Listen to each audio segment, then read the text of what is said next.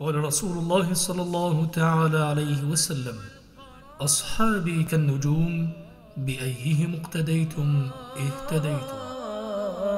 سنة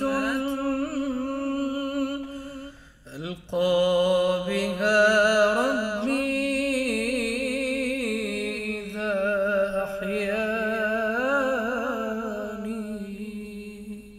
الحمد لله رب العالمين، والصلاة والسلام على سيد المرسلين. أما بعد، فأعوذ بالله من الشيطان الرجيم. بسم الله الرحمن الرحيم. الصلاة والسلام عليك يا رسول الله، وعلى آلك وأصحابك يا حبيب الله.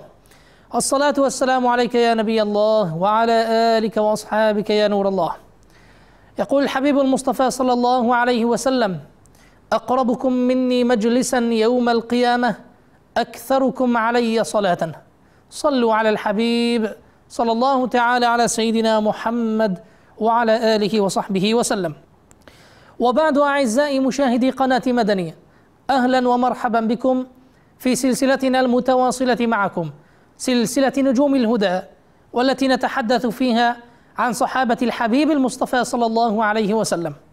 نجوم الهدى مع صحابي جديد، إنه سيدنا سعيد بن زيد رضي الله عنه وأرضاه، أحد العشرة المبشرين بالجنة، أسد في معركة اليرموك كان رضي الله عنه وأرضاه، أحد العشرة كما قلنا الذين بشرهم النبي صلى الله عليه وسلم بأنهم من أهل الجنان، من السابقين الأولين في الإسلام، ومن الذين رضي الله عنهم ورضوا عنه. شهد مع الحبيب صلى الله عليه وسلم المشاهد كلها، الغزوات كلها، ما خلا بدرا، فإن غزوة بدر لم يكن حاضرا فيها. وشهد حصار دمشق وفتحها، وولاه عليها سيدنا أبو عبيدة ابن الجراح رضي الله عنه وأرضاه، فهو أول من عمل نيابة على دمشق من هذه الأمة رضي الله عنه وأرضاه. يبدأ حديثنا عنه مع أبيه. أبوه زيد ابن عمرو ابن نفيل، والد سعيد بن زيد. كان هذا الرجل فريدا في عصره وزمانه، فكان الناس في قريش كما تعلمون إخوتي وأحبتي يعبدون الأصنام، لكن زيد ابن عمرو بن نفيل والد سيدنا سعيد بن زيد كان لا يعبد الأصنام، بل كان يعبد الله سبحانه وتعالى، وكان يتحرى دين سيدنا إبراهيم عليه الصلاة والسلام، وكان يتحرى هذا الدين الحنيفي الذي كان عليه سيدنا إبراهيم عليه الصلاة والسلام. فقدر الله سبحانه وتعالى أن يخرج من صلب هذا الرجل أحد العشرة المبشرين بالجنة، ألا وهو سيدنا سعيد.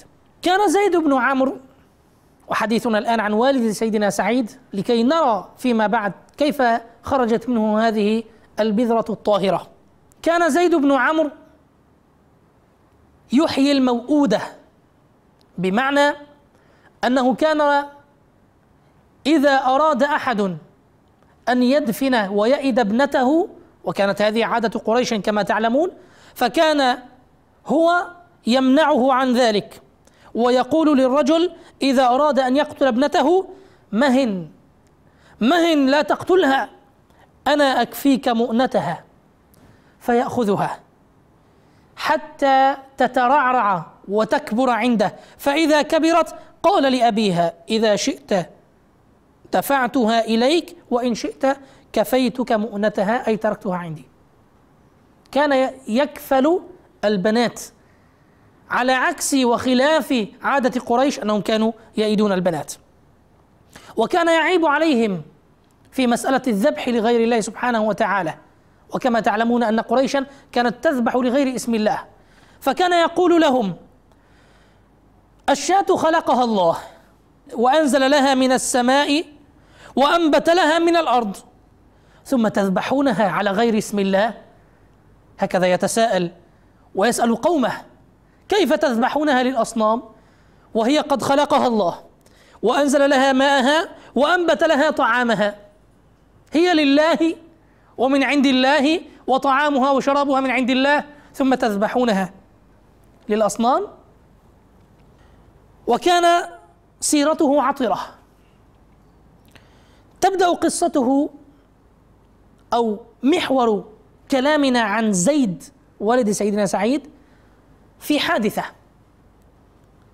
حصلت يوم أن اجتمعت قريش في عيد لهم، وكانوا يحتفلون في كل سنة بمثل هذا العيد عند صنم من أصنامهم يعظمونه، ينحرون له ويذبحون له ويعكفون عليه ويدورون حوله، وكان ذلك كما قلنا عيدا لهم كل سنة. فخرج من هؤلاء القوم 4 نفر، قال بعضهم لبعض: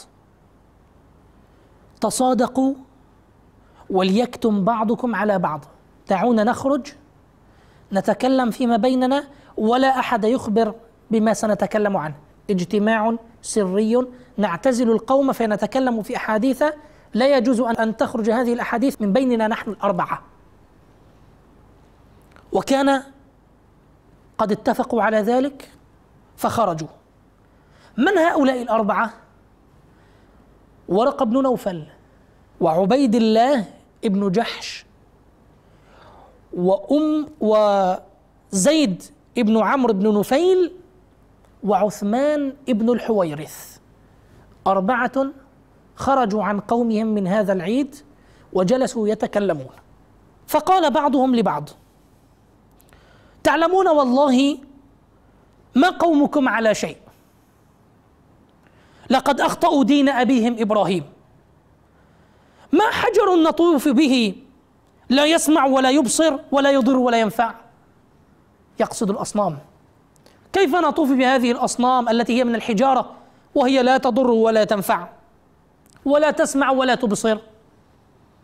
يا قوم التمسوا لأنفسكم دينا فإنكم والله ما أنتم على شيء. هذا ليس بدين إبراهيم عليه الصلاة والسلام. التمسوا دينا، ابحثوا عن الدين الحق، ابحثوا عن دين سيدنا إبراهيم عليه الصلاة والسلام. وفعلا انفض المجلس بين هؤلاء 4 وسار كل واحد في بلد، فتفرقوا في البلدان يلتمسون دين سيدنا إبراهيم عليه السلام. أما ورقة بن نوفل وهو قريب سيدتنا أم المؤمنين خديجة رضي الله عنها وأرضاها، فقد استحكم في النصرانية، تبع الكتب من أهلها حتى علم علما من أهل الكتاب، تعمق في النصرانية ودرسها، تبحر فيها حتى اقتناها أو اعتنقها. وأما عبيد الله بن جحش فقد أقام على ما هو عليه من الالتباس، لم يكن ذا عقل رشيد حتى جاء الإسلام فأسلم،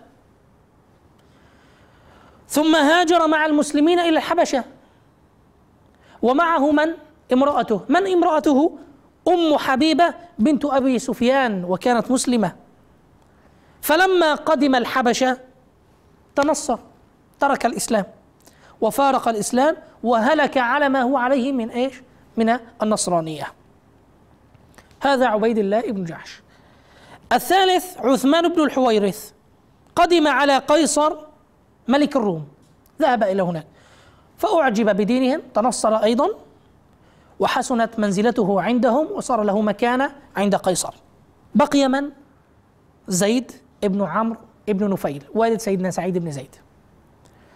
وقف فلم يدخل فيه يهودية ولم يدخل فيه نصرانية، وفارق دين قومه، فاعتزل الأوثان والميتة والدم والذبائح التي تذبح على الأوثان، ونهى عن قتل الموؤودة، وقال لهم لقومه: أعبدوا رب إبراهيم، وأظهر لهم عيب دين قومه، وأظهر لهم مساوئ ما يعبدون وما يفعلون. تروي لنا سيدة أسماء بنت أبي بكر رضي الله عنها وأرضاها تقول: قالت: لقد رأيت زيد بن عمرو بن نفيل شيخا كبيرا مسندا ظهره إلى الكعبة، تقصد هذا الكلام قبل الإسلام، وهو يقول: يا معشر قريش، يا معشر قريش والذي نفس زيد بن عمرو بيده ما أصبح منكم أحد على دين إبراهيم غيري. أقسم بالله تعالى أنه لا يوجد منكم من يعبد الله على دين إبراهيم الخليل إلا أنا. يا معشر قريش، يا معشر قريش والذي نفس زيد بن عمرو بيده ما أصبح منكم أحد على دين إبراهيم غيري. ثم يقول اللهم، يتوجه إلى الله سبحانه وتعالى، اللهم لو أني أعلم أي الوجوه أحب إليك عبدتك به. بمعنى اللهم لو أعرف كيف أعبدك عبادة ترضاها لعبدتك، ولكني لا أعلم كيف أعبدك. فكان يقوم ويسجد على راحتيه، يجلس في الأرض ثم يضع راحتيه ثم يسجد لله تعالى على راحتيه. يقول ابن إسحاق: حدثت أن ابنه سعيد رضي الله عنه وأرضاه وعمر بن الخطاب وهو ابن عم سيدنا سعيد بن زيد. سعيد بن زيد ابن عم من؟ ابن عم سيدنا عمر بن الخطاب رضي الله عنه. أنهما قالا لرسول الله صلى الله عليه وسلم، سألا النبي عليه الصلاة والسلام: أنا أستغفر لزيد بن عمرو؟ هل أستغفر لأبي؟ يعني سيدنا سعيد هل يستغفر لأبيه ولم يسلم؟ لكنه كان يعبد الله سبحانه وتعالى ولم يشرك. فقال النبي عليه الصلاة والسلام: نعم، فإنه يبعث أمة وحده. هذه منقبة لأبيه رحمه الله. وقال زيد بن عمرو بن نفيل عندما فارق قومه أبياتا من الشعر ينعى فيها أو يوبخ فيها ويعيب فيها على قومه ويوحد الله سبحانه وتعالى ويلتجئ إليه، وما أجملها من أبيات. يقول لهم: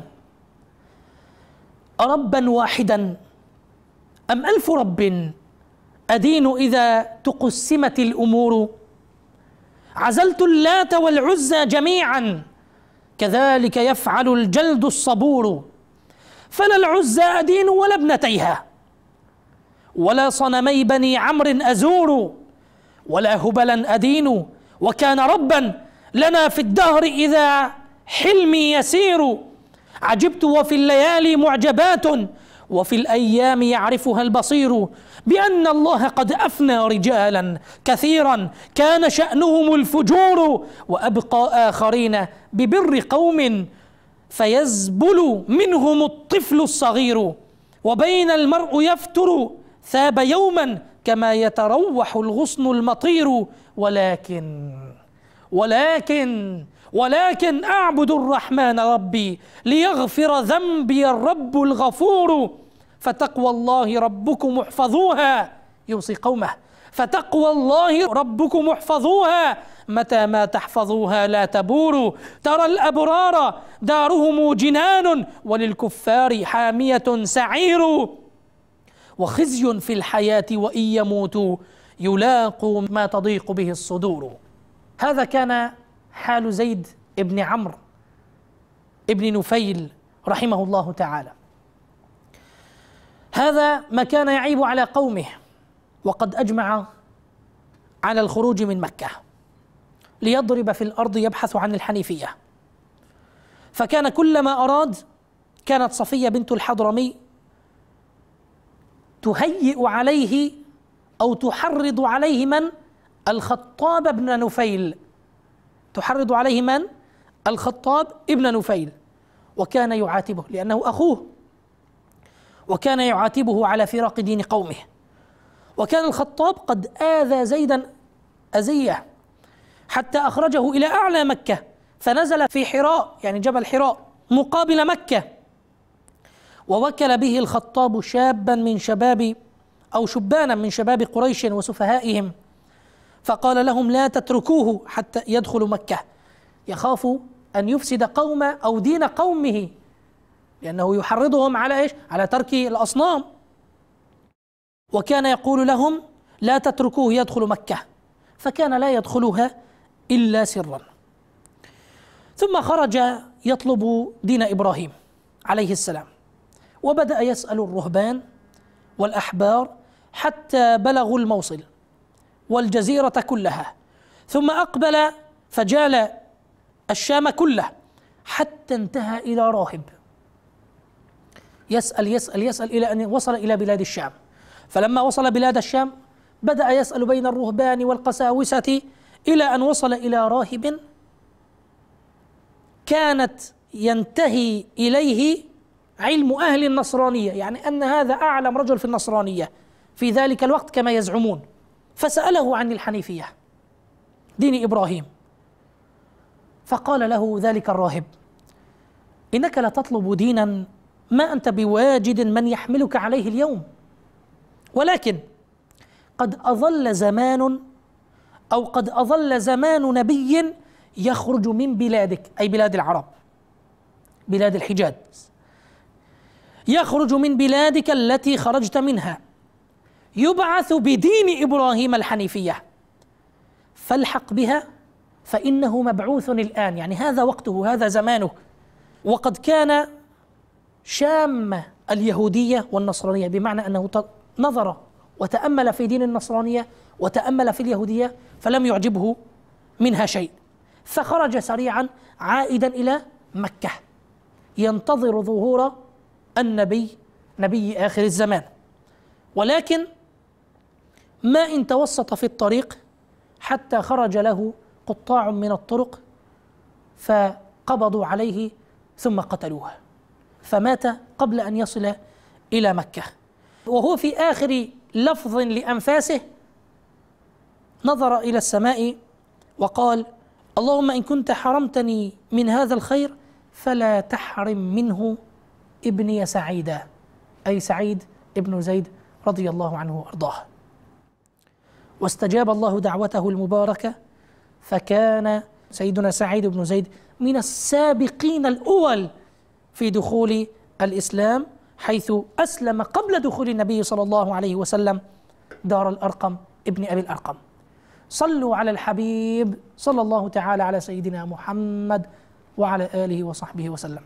تحمل سيدنا سعيد بن زيد رضي الله عنه وأرضاه الألم والعذاب كما تحمله الصحابة رضي الله عنهم الباقون أثناء تعذيب قريش لهم، ونال ما ناله الصحابة من العذاب.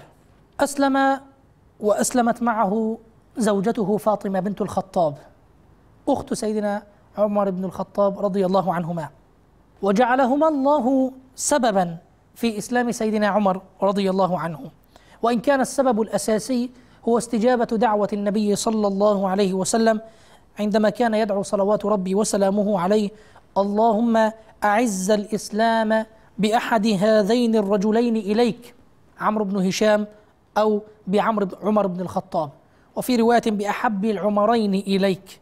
وكان أن أسلم سيدنا عمر بن الخطاب فكان علم بذلك أنه أحب الرجلين إلى الله سبحانه وتعالى، وفي هذا منقبة لسيدنا عمر رضي الله عنه وأرضاه. حديث أو قصة أيضا تثبت لنا مدى كرامته عند الله رضي الله عنه وأرضاه.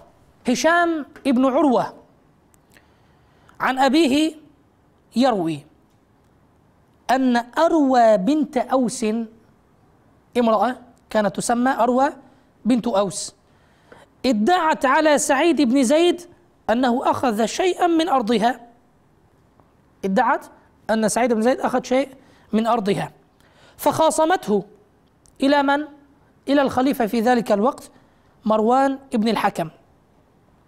فقال سيدنا سعيد: أنا كنت آخذ من أرضها شيئا بعد الذي سمعت من رسول الله صلى الله عليه وسلم؟ فقال له مروان بن الحكم: وماذا سمعت؟ أو وما سمعت من رسول الله صلى الله عليه وسلم؟ قال: سمعت النبي صلى الله عليه وسلم يقول: من أخذ شبرا ظلما، من أخذ شبرا من الأرض ظلما طوقه أو طوقه إلى 7 أراضين. فقال له مروان: لا أسألك بينة بعد هذا. هو أخبر بحديث عن النبي عليه الصلاة والسلام، فقال: اللهم إن كانت كاذبة فعمي بصرها، يعني أعمي بصرها، واقتلها في أرضها. قال: فما لبثت حتى ماتت بعد أن ذهب بصرها، ثم بين هي تمشي في أرضها إذ وقعت في حفرة فماتت فيها. يعني ابتلاها الله سبحانه وتعالى فذهب بصرها، ثم كانت تمشي في أرضها وهي فقدت بصر فوقعت في بئر فماتت فيها. فعلم بذلك فضل سيدنا سعيد بن زيد رضي الله عنه وارضاه. نأتي الآن إلى بطولاته وجهاده في سبيل الله. شهد سيدنا سعيد بن زيد رضي الله عنه كما قلنا المشاهد كلها إلا بدرا. لماذا؟ لأن النبي عليه الصلاة والسلام كان قد أرسله في مهمة خاصة هو وكان معه صحابي آخر سنأتي للحديث عنه. لكن هذه المهمة لما عاد منها وعاد وقد كانت بدر قد انتهت في ذلك الوقت، ضرب له النبي عليه الصلاة والسلام بسهمه يعني نصيب له من غنائم بدر، مع أنه لم يشارك لكن أيضا قسم له النبي عليه الصلاة والسلام له منها. وما زال بعد ذلك يشهد المشاهد كلها مع النبي عليه الصلاة والسلام حتى انتقل إلى الرفيق الأعلى وهو يبحث عن الشهادة ولا يرضى عنها بديلا. معركة أجنادين كانت بعد الحبيب عليه الصلاة والسلام، وكانت في ذلك الوقت بقيادة سيدنا خالد بن الوليد سيف الله رضي الله عنه وأرضاه.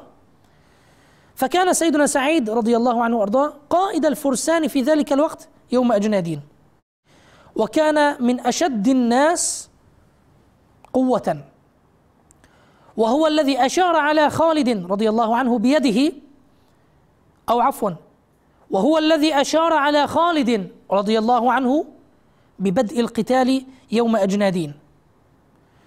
كيف؟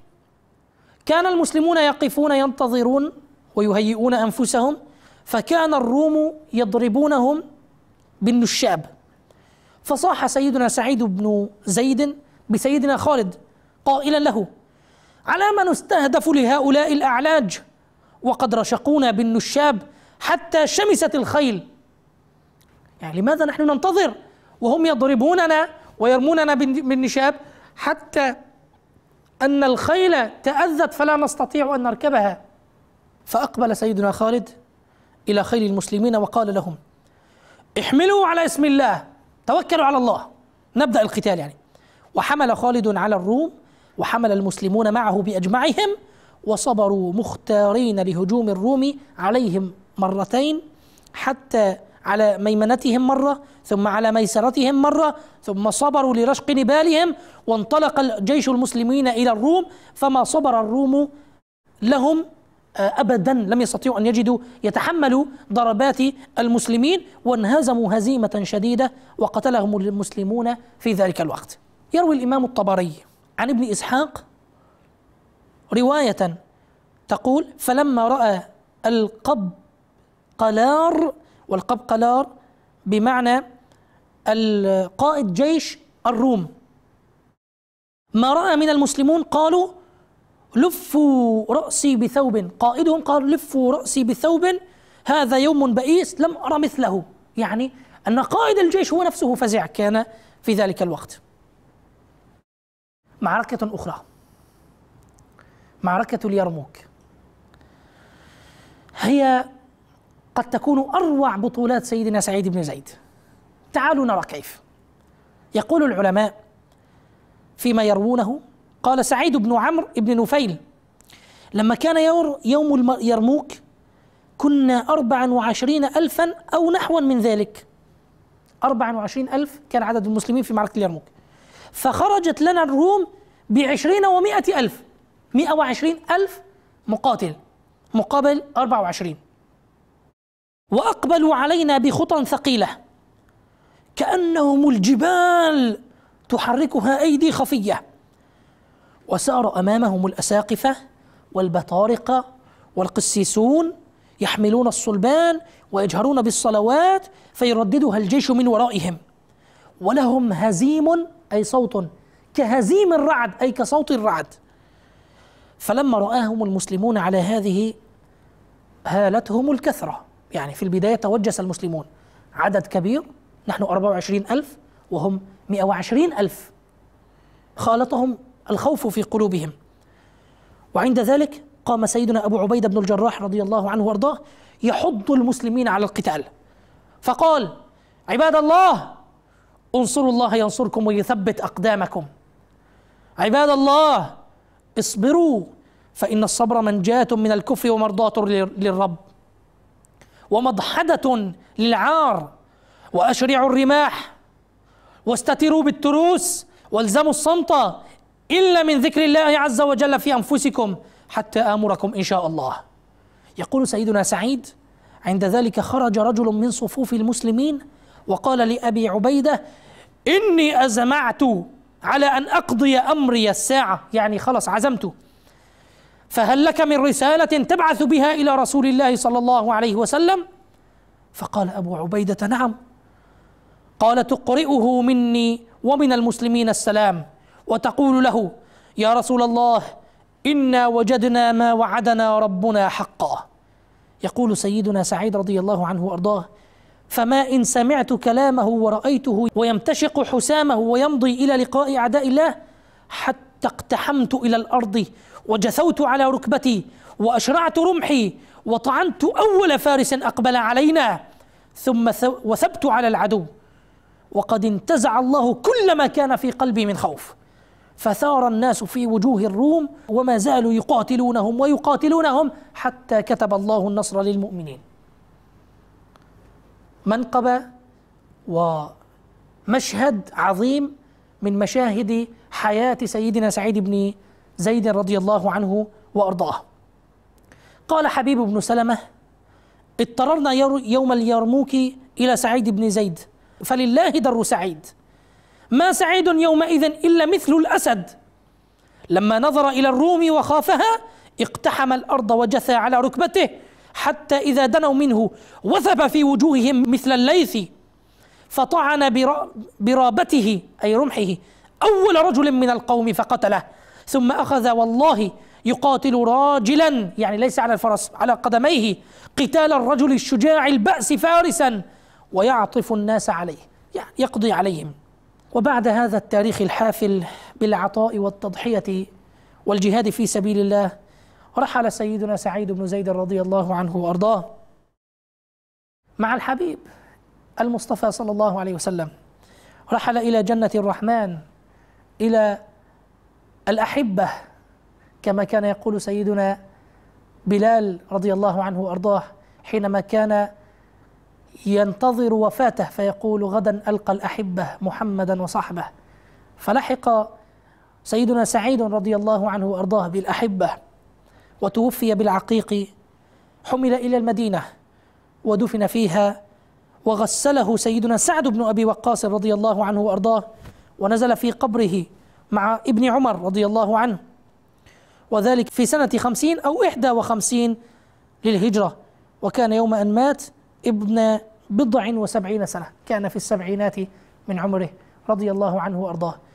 أحبتي، هذه أحد الأمثلة، هذه أحد الأسوة، هذا واحد من الأسوة الحسنة، من القدوة التي نقتدي بهم أو الذين نقتدي بهم رضي الله عنهم، واحد من صحابة النبي صلى الله عليه وسلم الذين عاشوا وسطروا لنا التاريخ، عاشوا وأظهروا لنا مدى إيمانهم وشوقهم إلى نصرة دين الله والدفاع عن دين الله والدعوة إلى الله. هذا كان حال صحابة النبي صلى الله عليه وسلم رضي الله عنهم جميعا. أسأل الله العظيم رب العرش العظيم أن يجعلنا وإياكم من الذين يستمعون القول فيتبعون أحسنه، وأسأله جل في علاه أن يكرمنا وإياكم بالسير على خطى الصحابة رضي الله عنهم، إنه على ذلك قدير سبحانه جل في علاه. صلوا على الحبيب صلى الله تعالى على سيدنا محمد وعلى آله وصحبه وسلم. قال رسول الله صلى الله تعالى عليه وسلم: أصحابي كالنجوم بأيهم اقتديتم اهتديتم. سنة ألقى بها